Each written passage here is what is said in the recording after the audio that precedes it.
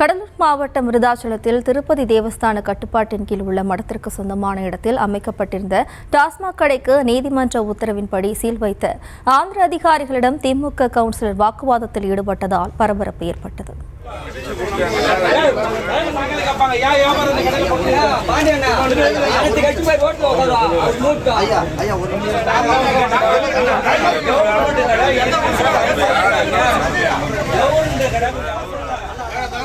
இது குறித்தான கூடுதல் விவரங்களோடு இணைகிறார் நமது செய்தியாளர் பாலபிரகாஷ். வணக்கம் பாலபிரகாஷ்.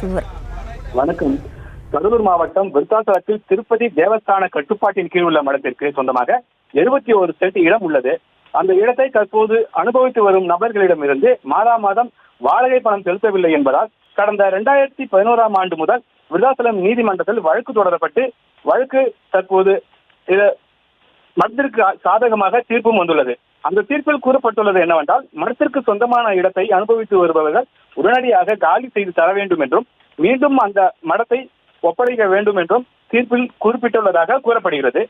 இந்த நிலையில் நேற்று மடத்தின் இடத்தை அளவீடு செய்து மிகுந்த போராட்டத்தின் மத்தியில் ஒரு வீட்டை காலி செய்தனர். தொடர்ந்து 2ஆம் நாளான இன்று மடத்தின் இடத்தில் உள்ள அரசு மதுபான கடையை அகற்ற வந்த நீதிமன்ற அலுவலர்கள், காவல்துறையினர் மற்றும் ஆந்திர மாநில அறநிலையத்துறையினரிடம் திமுக கவுன்சிலர் வாக்குவாதத்தில் ஈடுபட்டு வந்ததால் காவல்துறை உதவியுடன் அரசு மதுபான கடை விற்பனையாளர்களை கடையிலிருந்து வெளியேற்றி கடைக்கு பூட்டு போடப்பட்டது அப்பகுதியில் பெரும் பரபரப்பை ஏற்படுத்தியது.